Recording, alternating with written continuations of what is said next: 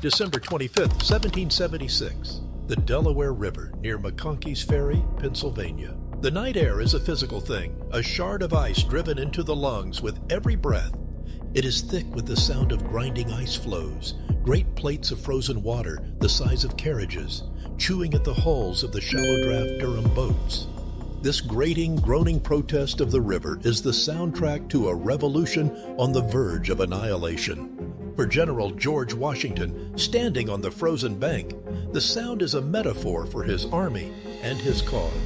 Fragile entities being ground to pieces by the unforgiving winter of their first year. He pulls the collar of his worn blue and buff greatcoat tighter, the wool coarse against his neck. The flickering torchlight, held aloft by an aide, throws his craggy features into sharp relief, carving deep shadows under his brow and cheekbones, illuminating a face etched with a profound and bone-deep weariness. At 44, he looks a decade older, the weight of a failing nation pressing down upon him. His eyes, the pale blue-gray of a winter sky, are fixed on the far shore of New Jersey, on the impenetrable darkness that hides the town of Trenton and its garrison of Hessian mercenaries. This is not a battle he is launching. It is a desperate prayer cast into the teeth of a blizzard. Less than 6 months have passed since the bells of Philadelphia pealed for the Declaration of Independence, a joyous, defiant proclamation of a new nation. That glorious sound is now a distant, mocking echo in the minds of the few who remain. The campaign for New York has been a catastrophe, a relentless, humiliating series of retreats that has ceded the continent's most important city to the British. Long Island, Kips Bay, Harlem Heights, White Plains, Fort Washington, the names are a litany of defeat. His army, the Grand Continental Army that had once numbered nearly 20,000 men, has dissolved like sugar in the driving sleet. He is now left with a scant 2,400 effectives, their enlistments set to expire in less than a week at the stroke of midnight on New Year's Eve. They are a ghost army haunting the Pennsylvania countryside, a collection of starving, freezing men, many without shoes, their feet wrapped in rags that leave bloody footprints in the snow. The term ragtag does not begin to capture their misery. They are beaten men, hollowed out by hunger, disease, and despair. The British, confident and contemptuous, have settled into comfortable winter quarters across New Jersey, believing the rebellion all but extinguished. Their commander, General William Howe, has offered a full pardon to all who will abandon the cause and swear a fresh oath of allegiance to King George III. Thousands are taking it. The dream of independence is dying. It is dying in the hearts of civilians who want only peace, and it is dying in the frozen camps along the Delaware. Washington holds a crumpled piece of paper in his gloved hand.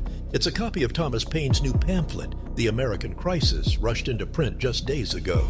He has ordered it read aloud to his men in their small detachments, its words a final desperate appeal to their frozen souls. These are the times that try men's souls, Paine's electrifying prose declared. The summer soldier and the sunshine patriot will, in this crisis, shrink from the service of their country. But he that stands it now deserves the love and thanks of man and woman. Tyranny, like hell, is not easily conquered, yet we have this consolation with us, that the harder the conflict, the more glorious the triumph. Washington had watched the words land in the hollow eyes of his soldiers. He had seen not a spark of renewed defiance, but the dull, stoic resignation of men who have accepted their fate. The mystery to the British commanders enjoying their Christmas feast is why Washington would even contemplate an attack. From a purely military perspective, it is madness. The Hessian garrison at Trenton, commanded by the grizzled veteran Colonel Johann Rall, is a formidable professional force of 1,800 men. Rall, a hero of past European campaigns, despises the American rebels, referring to them as country clowns. He has been warned of a possible attack, but has dismissed the intelligence with contempt, reportedly stating, "Let them come. We will go at them with the bayonet." Washington's intelligence, gathered by a spy named John Honeyman, confirms Rall's arrogance and the relaxed state of his garrison. Still, the odds are appalling. Washington's force is outnumbered, outgunned, and on the verge of physical and psychological collapse. The river itself is the most formidable enemy, a treacherous, ice-choked barrier. A winter crossing at night in the middle of a nor'easter that has whipped the sleet and snow into a frenzy is a logistical nightmare. a flirtation with annihilation. But Washington understands a truth that cannot be found on any military map or in any tactical manual. He is not just fighting the British and their Hessian auxiliaries. He is fighting a war against despair. He is fighting the clock. If he does nothing, the army will simply cease to exist on January 1st, 1777. The revolution will die here on the frozen banks of the Delaware, not with a defiant bang, but with a pathetic whimpering end. The crossing is not a tactical choice. It is the only choice. It is a forlorn hope, the last throw of the dice by a man with nothing left to lose.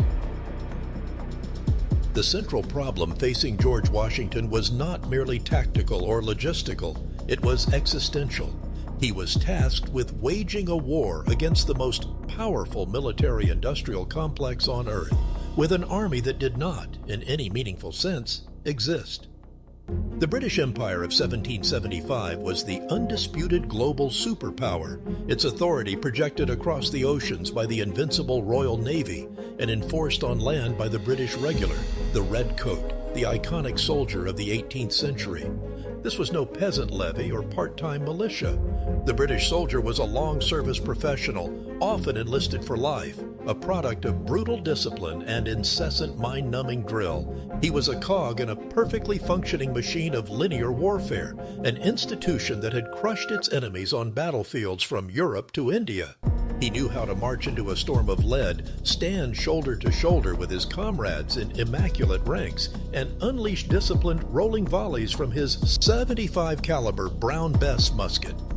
He was generally well-fed, well-equipped, and backed by a logistical and financial apparatus. The City of London, the Bank of England, that spanned the globe. In open field combat, the kind of set-piece battle that decided wars in the 18th century, the British Army was peerless. Its only potential weakness, a 3,000-mile transatlantic supply line, was a problem mitigated by the absolute dominance of the Royal Navy.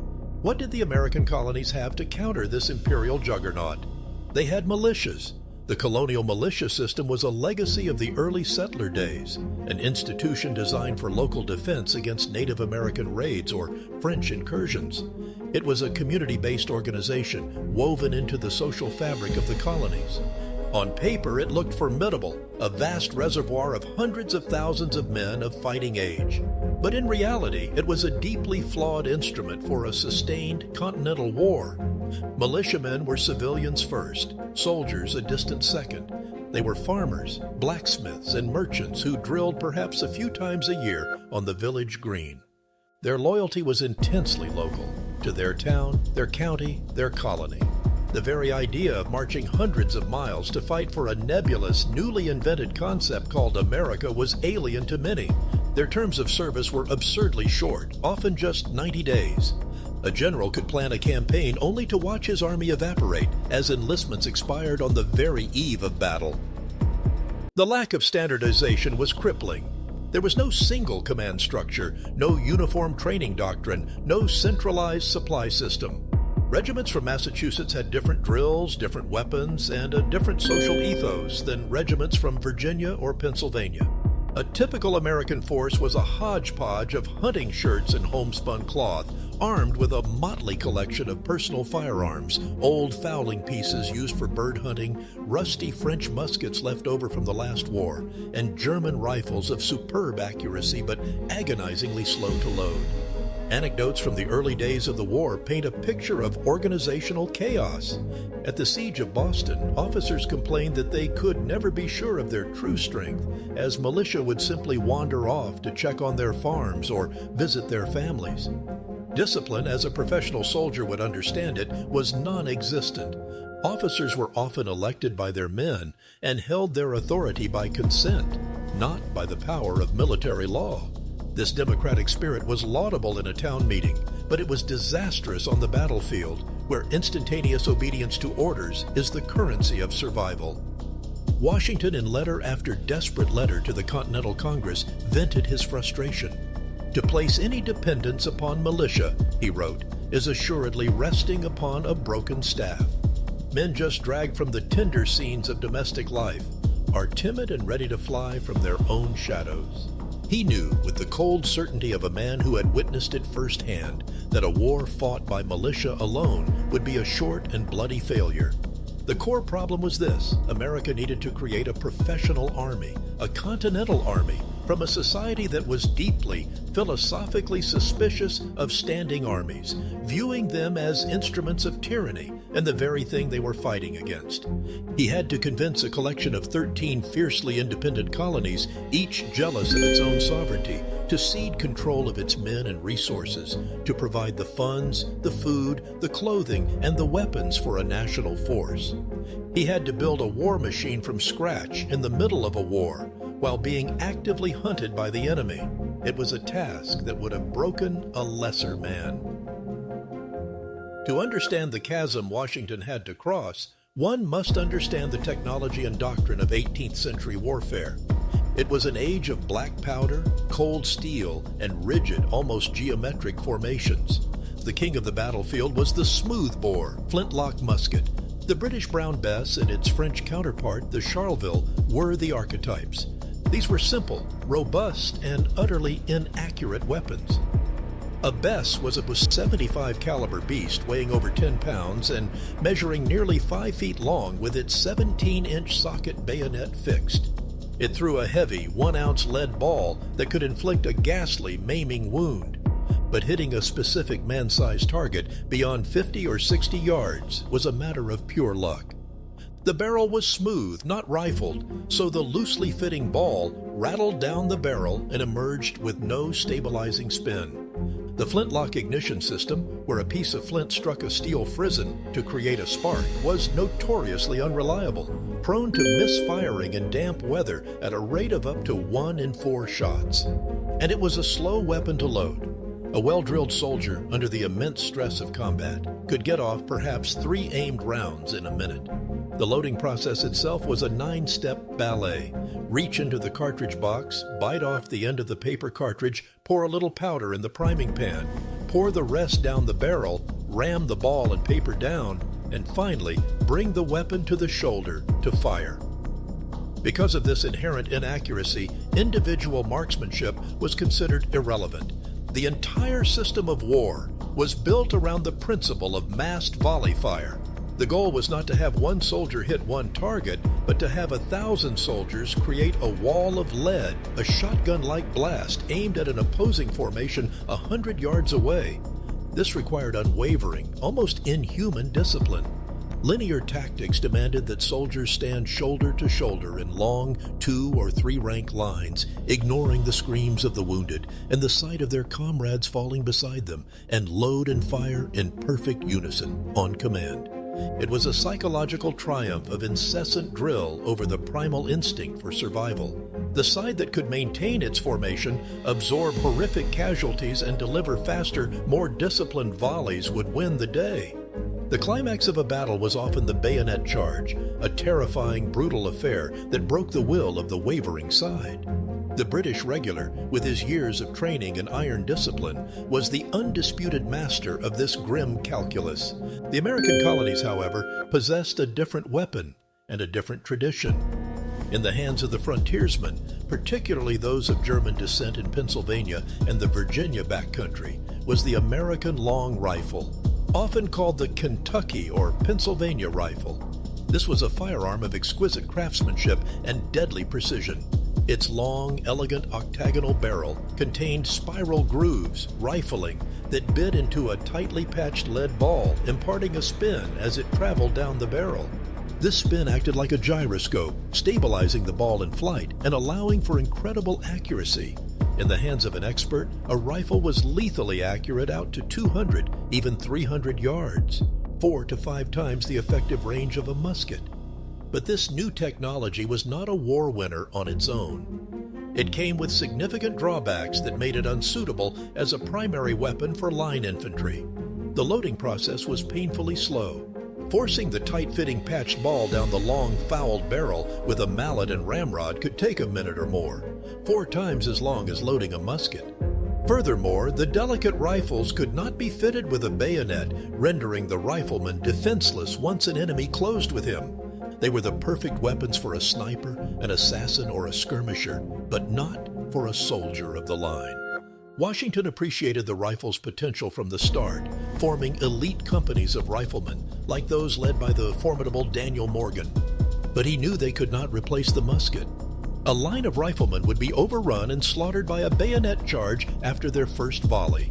The challenge was to forge a new American way of war, one that could integrate the two technologies and tactics, using the rifleman's long-range accuracy to harass and disrupt the enemy, to pick off officers and artillerymen, while relying on the massed muskets and bayonets of the main line to win the decisive fight. This required a level of tactical flexibility and command and control that was, in 1775, far beyond the capabilities of his fledgling army. He needed to build an entirely new military culture from the ground up. Into this crucible of chaos stepped the indispensable man. George Washington was, on the surface, an unlikely revolutionary.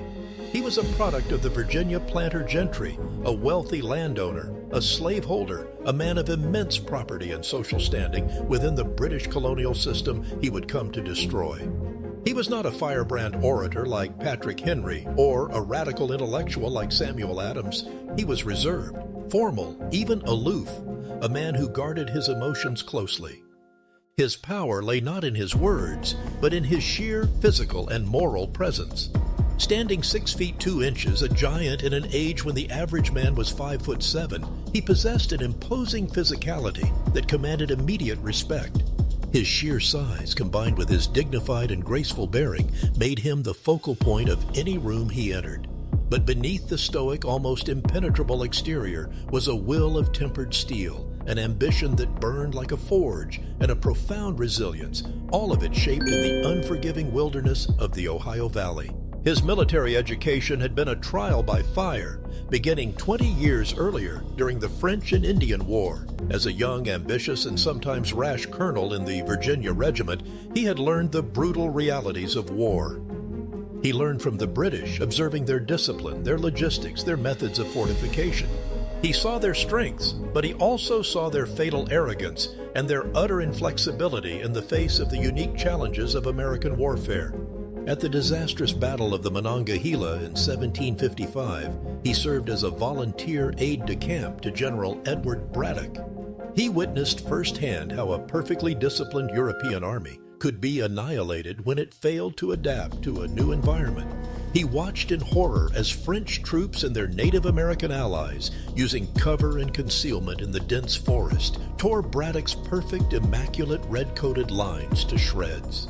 Washington himself rode fearlessly through the carnage, attempting to rally the terrified regulars, and had 2 horses shot from under him while 4 musket balls ripped through his coat.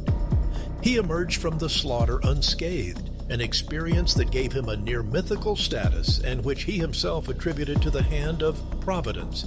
He learned a lesson that day that he would never forget. Tactics must be adapted to the terrain and the enemy. European methods could not simply be imported wholesale. He also learned about the immense frustrations of command. He battled with recalcitrant colonial legislatures for supplies, dealt with shoddy discipline among his own troops, and navigated the complex politics of intercolonial and Anglo-American relations. These experiences, though deeply frustrating, were the perfect apprenticeship for the monumental task that lay ahead. They stripped him of his youthful naivete and instilled in him a hard-nosed pragmatism, a deep resilience, and a profound understanding of the American soldier, his independent spirit, his physical toughness, and his frustrating lack of discipline. When he arrived in Philadelphia in May of 1775 to attend the Second Continental Congress, he deliberately wore his old blue and buff Virginia Regiment uniform. It was a silent, powerful statement. In a room full of lawyers and merchants, he was the soldier. He was the one man with significant military experience who was also a respected political figure from the wealthiest and most populous colony. The choice was inevitable. John Adams, who nominated him, saw that Washington possessed the one quality that was most needed. He was a man who could be trusted with immense power. In a revolution born of a deep fear of tyranny and standing armies, Washington's unimpeachable character was his single greatest asset. He accepted the command, but in a masterful political gesture that reinforced the ideal of the citizen soldier, he refused a salary, asking only that Congress cover his expenses. He was the living embodiment of the classical Republican ideal of Cincinnatus, the man of substance who serves the state in its hour of need and then returns to his plow. It was this character, as much as any strategic acumen, that would hold the revolution together. The innovation process that George Washington initiated was not the invention of a single piece of hardware, but the painstaking, often heartbreaking creation of a living, breathing institution, the Continental Army. This was a monumental feat of social, political, and organizational engineering, conducted under the most desperate of circumstances. His first task, upon arriving at the siege lines outside Boston in the summer of 1775, was to simply take stock of the force he had inherited. What he found horrified him. He saw not an army, but what he described in a letter as a mixed multitude of people, under very little discipline, order, or government. The camp was a sprawling, filthy shanty town. Sanitation was non-existent, leading to rampant disease.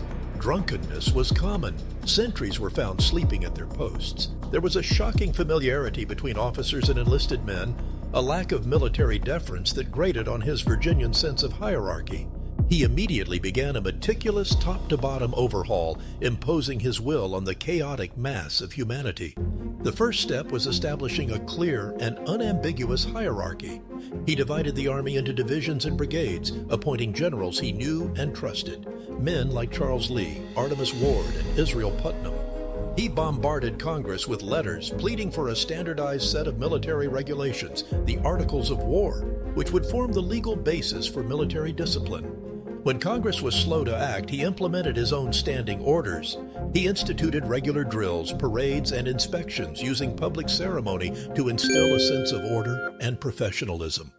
He was a constant visible presence, riding his horse through the camps from dawn until dusk, his formidable figure a perpetual reminder that a new, higher standard was being imposed. He was not universally loved. Many New Englanders found the Virginian aristocrat haughty and aloof, but he was universally respected. He made it clear that while they were all engaged in a common cause, this was no longer a town militia. It was an army, and he was its commander-in-chief. One of his most critical and persistent challenges was logistics. An army, as the old saying goes, marches on its stomach, and the American supply system was a shambles reliant on the uncoordinated efforts of 13 different states. He appointed a quartermaster general, Thomas Mifflin, and a commissary general, Joseph Trumbull, tasking them with the monumental job of procuring, storing, and distributing food, clothing, tents, and wagons. The most pressing need, however, was for gunpowder. Upon his arrival in Boston, a shocking audit revealed that the entire army had less than 10,000 pounds of black powder in its reserve, barely 9 rounds per man. A sustained British attack would have been a catastrophe. Washington initiated a desperate secret scramble for powder. He dispatched agents to the Dutch and French islands in the West Indies to buy smuggled munitions. He encouraged the colonies to build their own powder mills. In a sign of the sheer desperation, he even had his men dig up the nitrous earth from underneath old barns and cellars to be refined into saltpeter, a key ingredient for gunpowder. It was a formative lesson in improvisation, in making do, in fighting a war with whatever could be begged, borrowed, or built from the native soil. Perhaps the most transformative step in the Army's long, painful professionalization came during the brutal winter of 1777 to 1778 at Valley Forge. Following another difficult campaign season marked by dispiriting defeats at Brandywine and Germantown and the loss of the national capital, Philadelphia, the Army limped into its winter encampment. It was the absolute nadir of the cause. Of the 11,000 men who marched into Valley Forge, nearly 2,000 would die from typhus, dysentery, malnutrition, and exposure. Yet, it was in this frozen crucible of suffering that the Army was reborn. The agent of this transformation was a most unlikely figure, a penniless, middle-aged, flamboyantly dressed Prussian soldier of fortune who called himself Baron Friedrich Wilhelm von Steuben. He spoke almost no English, possessed a resume that was generously embellished, but he carried with him an encyclopedic knowledge of military drill and organization. He had served on the staff of the legendary Frederick the Great, the master of 18th century warfare, and he knew how to build an army from the ground up. Washington, a shrewd judge of men, recognized von Steuben's talent despite his questionable credentials and made him the Army's acting inspector general. Von Steuben, appalled by the lack of order but impressed by the spirit of the American soldier, rolled up his sleeves and went to work. In a radical departure from European tradition, where drill was delegated to sergeants, he did the training himself. He began not with the entire army, but with a single model company of 100 men. On the frozen parade ground, he personally taught them the fundamentals: how to stand at attention, how to execute a proper about-face, and most importantly, a simplified, efficient drill for loading and firing their muskets. He broke down the complex 9-step British manual of arms into a more streamlined American version. He swore at them in a comical mix of German, French, and broken English, with his aides translating his more colorful curses for the troops. His energy was infectious and his expertise undeniable. This model company then went out and trained other companies, and those companies trained others. The system spread like a virus of professionalism through the entire camp. For the first time, the American soldiers were learning a standardized system of drill. They learned how to march in column, how to deploy into a line of battle, and how to properly use the bayonet. This last skill was psychologically crucial. Americans had long feared the British bayonet, often breaking and running before a charge. Von Steuben taught them that a disciplined line of men with their own bayonets, moving with confidence and aggression, was its own formidable weapon. The change was profound. The endless drilling gave the men a sense of professional pride, competence, and confidence. They began to see themselves not as a collection of armed farmers, but as professional soldiers, the equals of their redcoat adversaries. The culmination of his work was the Army's first official manual, Regulations for the Order and Discipline of the Troops of the United States, which would come to be known simply as the Blue Book. When the Continental Army marched out of Valley Forge in the spring of 1778, it was a different force entirely. It was smaller, leaner, but it was tougher, more disciplined, and infinitely more capable. The proof of this transformation would come on the sweltering fields of Monmouth Courthouse. Parallel to forging this new army, Washington understood that this was a new kind of war, one that would not be won solely on the battlefield. He had to win the hearts and minds of the people and outlast the political will of the British government. This required a mastery of intelligence and deception, and he became America's first spymaster. In British-occupied New York, he established the Culper Spy Ring, a remarkably sophisticated network of agents who used code names, secret ink, and elaborate systems of dead drops and signals to gather information on British troop movements and plans. An agent in New York known as Culper Jr., Robert Townsend, would pass intelligence to a courier who would carry it to a tavern keeper on Long Island, Austin Row, who would then hand it off to a farmer, Abraham Woodhull, who would observe the laundry hung on a clothesline by his neighbor, Anna Strong, to signal that a boat was ready to ferry the information across the Sound to an agent in Connecticut. This intelligence was invaluable, allowing Washington to anticipate British moves, to avoid traps, and to seize fleeting opportunities. He became a master of what we would now call psychological operations, consistently feeding misinformation to the British, exaggerating his own troop strength, and leaking false plans to keep them off balance and pinned down. He understood that his army's greatest strategic asset was its continued existence. As long as the Continental Army remained in the field as a credible threat, the revolution lived. He did not have to crush the British Army in a single glorious battle. He simply had to survive, to wear them down, to make the war so long, so expensive, and so painful that the British public and Parliament would eventually tire of it. It was a Fabian strategy of attrition, a radical departure from the European model of warfare, and it was perfectly suited to America's strengths and its many weaknesses. By the autumn of 1781, the war had dragged on for 6 grinding, exhausting years. Washington's strategy of attrition, of simply surviving, had paid dividends. The conflict had expanded into a global war. France, driven by a desire for revenge for its defeat in the 7 Years' War, and later Spain, had entered the conflict on the American side. This forced Great Britain to defend its vast empire from the Caribbean to India, diverting precious troops and naval resources away from North America. The main British force on the continent, a formidable army of some 7,000 seasoned veterans under Lord Charles Cornwallis, had marched into Virginia. Cornwallis was one of the most aggressive and capable British commanders, but after a brutal and costly campaign in the southern colonies, marked by Pyrrhic victories at battles like Guilford Courthouse, his army was exhausted and its supply lines stretched precariously thin.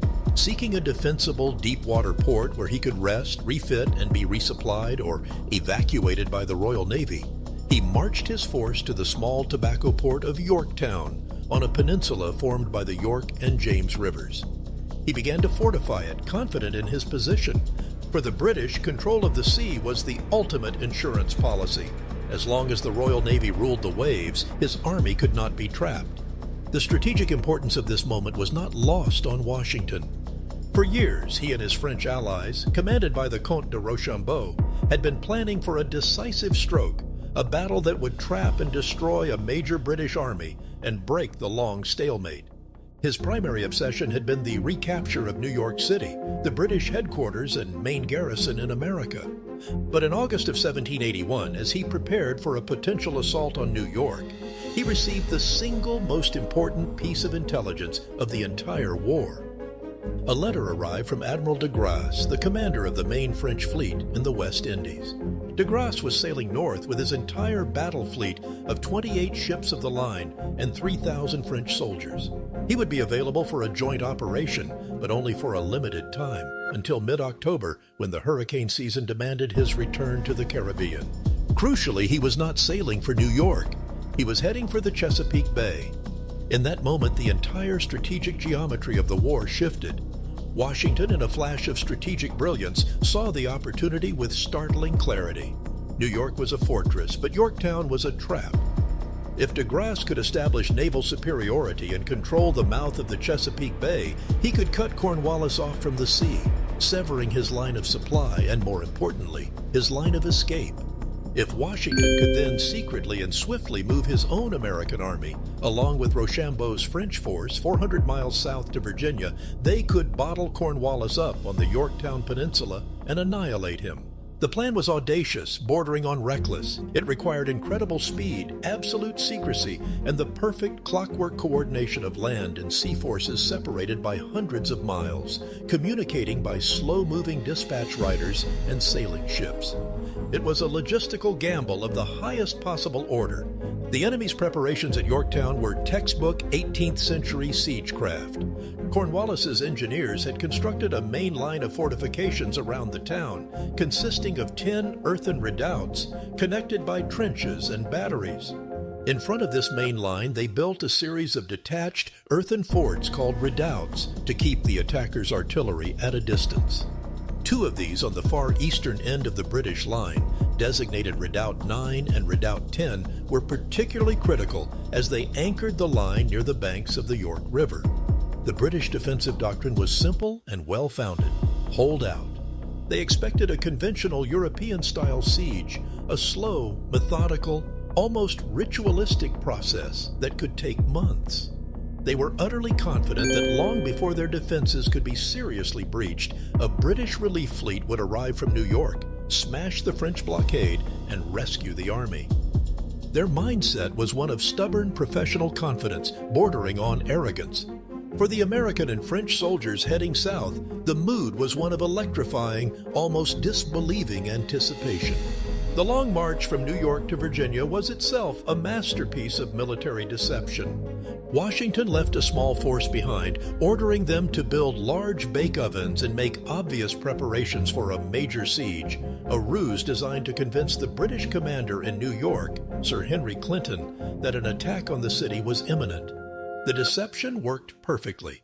By the time Clinton realized he had been duped, Washington's combined army was already parading triumphantly through Philadelphia, their spirits lifted by the cheering crowds and the sight of barrels of hard currency provided by the French.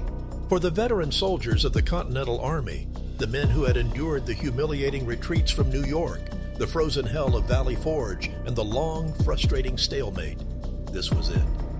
This was the moment they had been fighting and bleeding for. They had been forged by von Steuben's drills into a professional force. They had just marched hundreds of miles in near-perfect order, a feat that would have been unthinkable just a few years earlier. Now they were closing in for the kill, not as a collection of disparate militias, but as a confident, disciplined army, fighting as equals alongside one of the great military powers of Europe.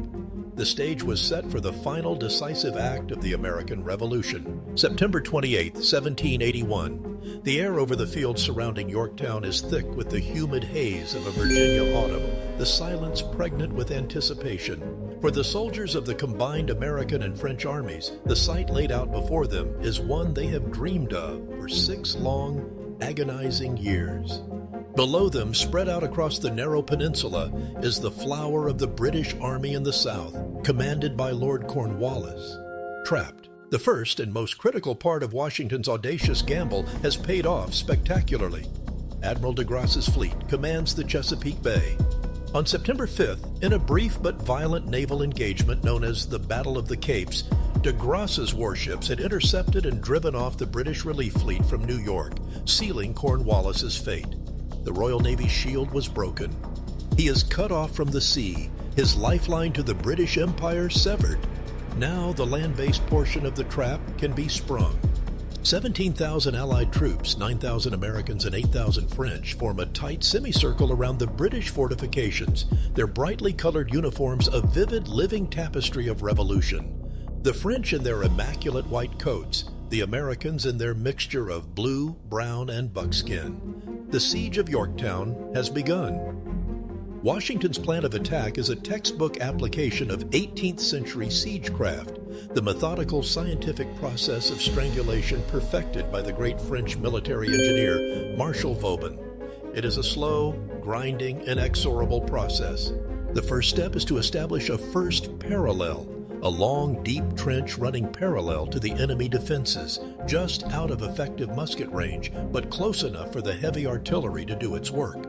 On the night of October 6th, under the cover of darkness and a driving rainstorm that muffles all sound, thousands of men move forward with shovels and picks.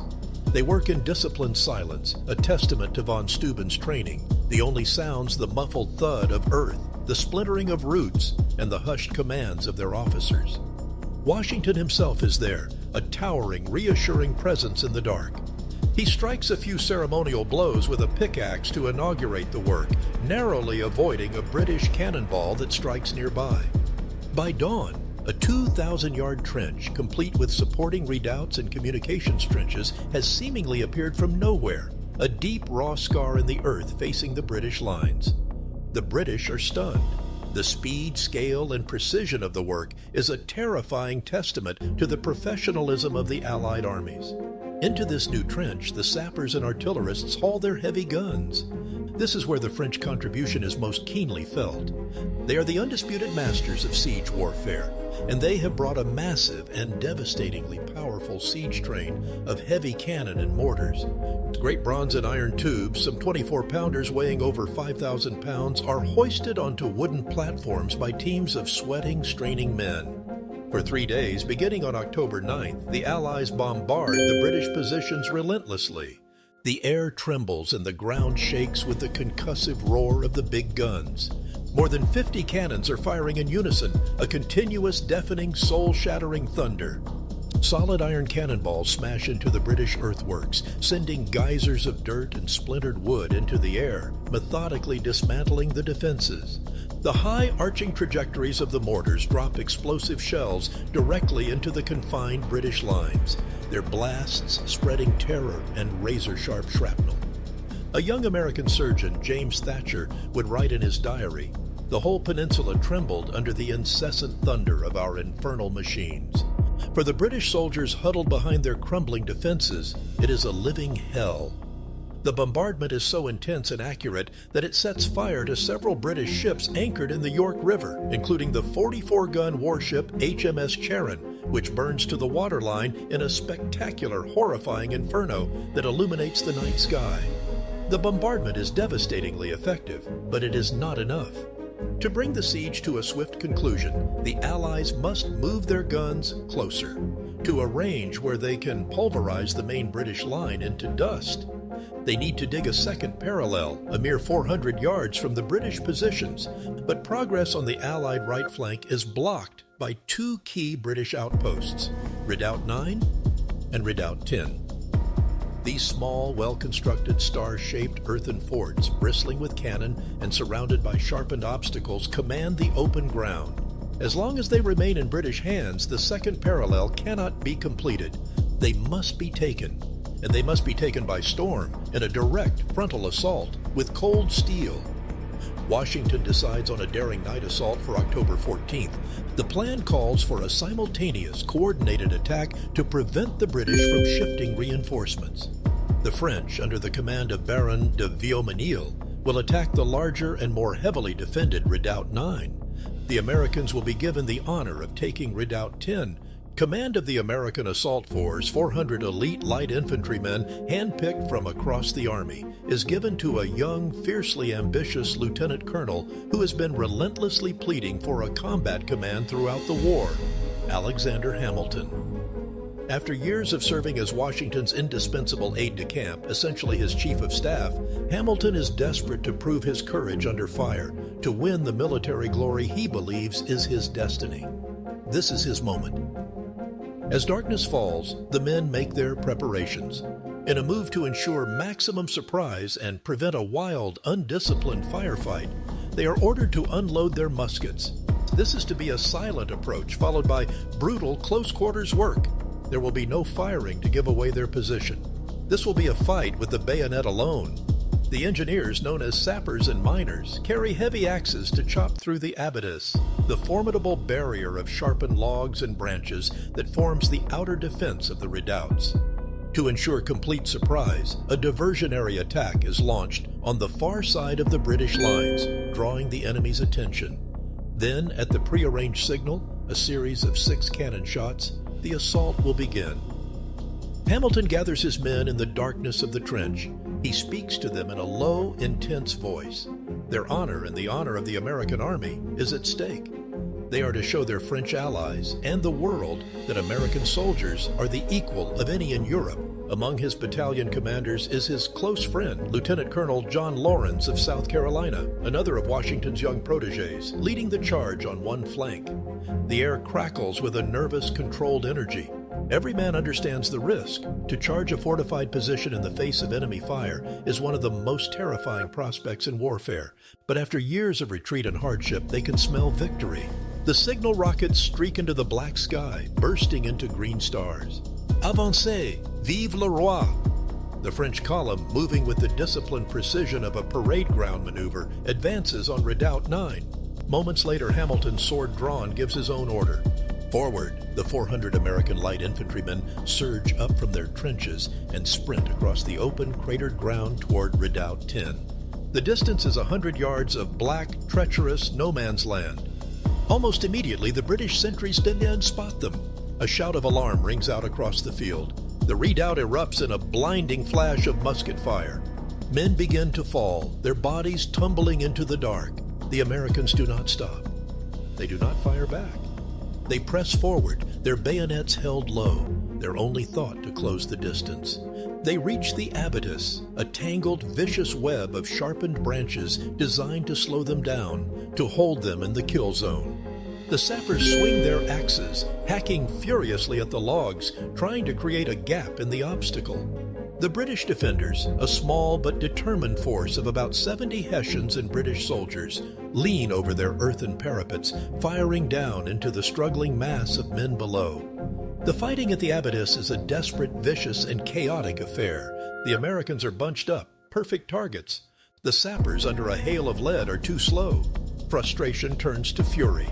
Hamilton, refusing to wait for the engineers to clear a path, demonstrates the raw, impulsive courage that defines him. He finds a spot where the logs are not as high, climbs onto the back of one of his soldiers, uses his shoulders as a platform, scrambles over the sharpened points, and drops down on the other side, his sword flashing in the moonlight. He is one of the first men through. His example is electrifying. The soldiers, inspired by their commander's audacious courage, swarm over and through the obstacle, ignoring the cuts and the bullets, pulling each other up and over. They reach the deep ditch at the base of the redoubt's earthen wall and begin to climb, clawing for purchase on the steep, slippery slope. While Hamilton leads the main assault from the front, Lieutenant Colonel John Lawrence executes his part of the plan perfectly, leading his detachment around to the rear of the redoubt to cut off the enemy's line of retreat and sow confusion. As Hamilton's main force spills over the top of the parapet, the fight becomes a brutal, hand-to-hand melee inside the small, enclosed fort. The space is a claustrophobic chaos of shouts in English and German, grunts of exertion, the wet metallic clash of steel on steel, and the screams of the wounded. It is lit only by the sporadic muzzle flashes of the Hessian muskets and the cold, indifferent glimmer of moonlight on hundreds of American bayonets.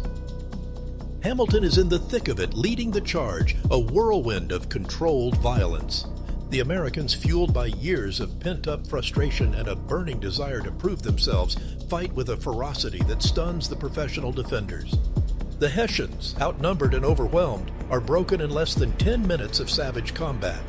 Some are bayoneted where they stand, others throw down their arms and plead for quarter.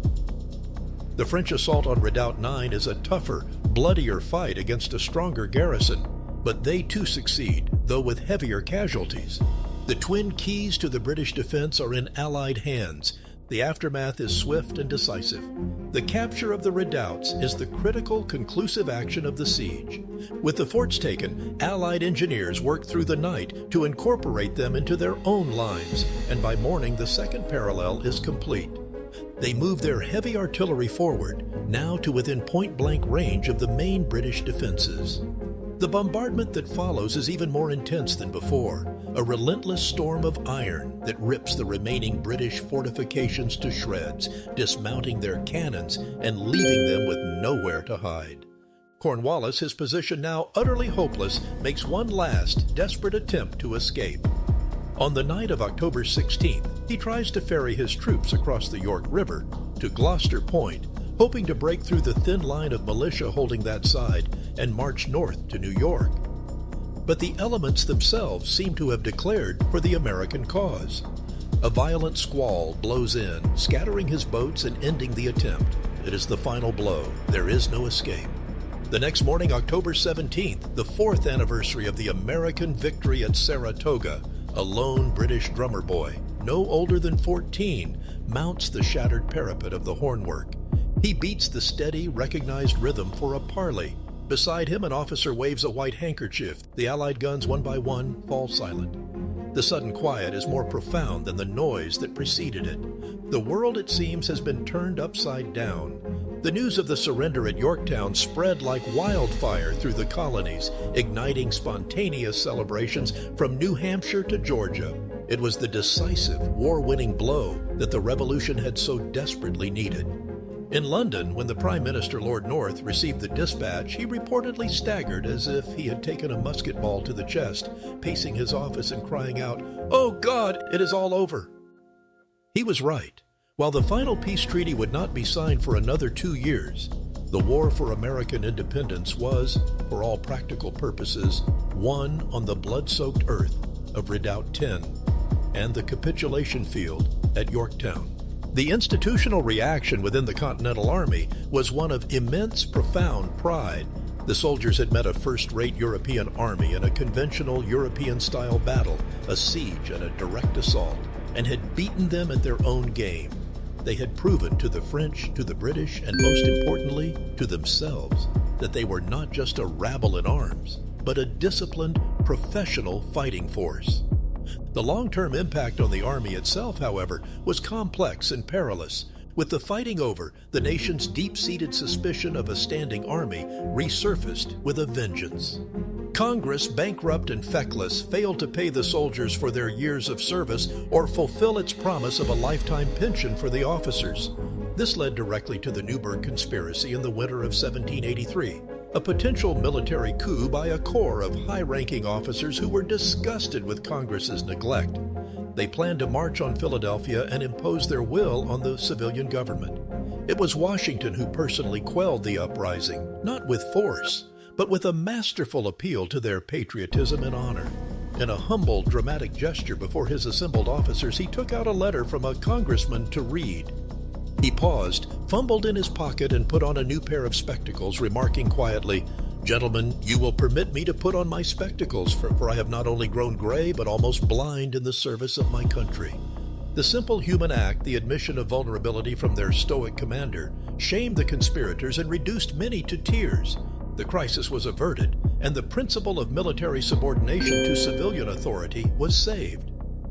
The fates of the protagonists reflect the new nation they had helped to create. Alexander Hamilton's battlefield heroics at Yorktown catapulted him to national fame, providing the military prestige he would leverage to become a key architect of the new American government, a delegate to the Constitutional Convention, and the brilliant, controversial First Secretary of the Treasury. The Baron von Steuben, the eccentric Prussian drill master, became an American hero, granted citizenship and a pension by a grateful nation. And George Washington, the indispensable man, performed his greatest act of service, his final revolutionary lesson. At the height of his power and popularity, with an army at his back that would have followed him anywhere, he did what no victorious general in recent history had done. He voluntarily relinquished command. In an emotional farewell to his officers at Fraunces Tavern in New York, and then in a formal address before the Congress in Annapolis on December 23, 1783, he resigned his commission and returned to his farm at Mount Vernon. This act stunned the world. King George III himself reportedly said that if Washington did this, he will be the greatest man in the world. His leadership during the war had created the army that won independence. His leadership after the war created the precedent of civilian control that secured the Republic. The legacy of Yorktown was not just the birth of a new nation, but the establishment of a new model of leadership based on service, restraint, and devotion to a cause greater than oneself. The story of George Washington and the Continental Army is more than just a military history. It is a profound meditation on the very nature of leadership, the forging of national identity through shared sacrifice, and the triumph of an idea. It is a testament to the concept that victory is not always won by the side with the biggest battalions or the most advanced technology, but by the side with the greater resilience, the more profound sense of purpose, and the more adaptable and visionary leader. Washington's true genius was not as a battlefield tactician. He lost more battles than he won. His genius was as a strategist, a manager, an administrator, a political survivor, and above all, as the living symbol of the revolution. He was the cause. His journey embodies the perennial struggle between individual initiative and institutional bureaucracy. He was constantly hamstrung by a weak and divided Continental Congress, by jealous and parochial state governments, and by the logistical nightmare of fighting a continental war with no national currency and no power to tax. Yet he persevered, using his immense personal prestige as political capital, holding the fragile coalition together through the sheer force of his will. He understood that his personal character, his integrity, his dignity, his unwavering resolve in the face of defeat was the central unifying force of the entire revolutionary enterprise. Men did not fight and die for the Continental Congress. They fought and died for His Excellency General Washington.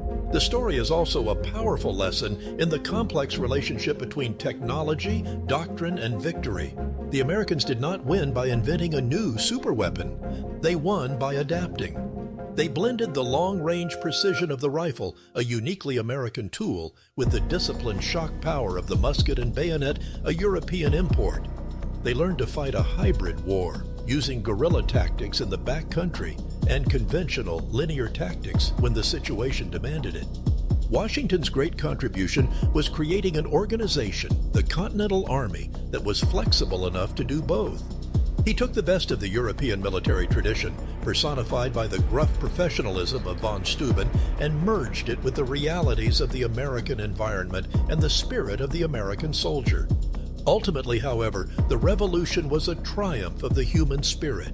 It was a victory won by men who endured unimaginable hardship, the freezing winters, the specter of starvation, the agony of disease, the humiliation of defeat, all for the sake of an idea.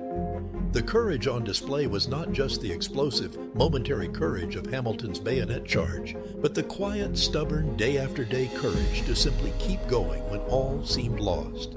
Washington's greatest contribution was to embody and inspire that enduring courage.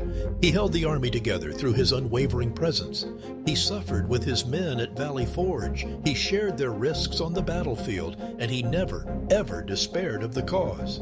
In doing so, he transformed a ragged collection of rebels into a professional army, and that army, through its shared sacrifice, transformed a collection of disparate colonies into a nation. His sacrifice and the sacrifices of the thousands who followed him laid the foundation for a new kind of country, a republic built not on the blood of kings, but on the enduring and revolutionary principle of liberty.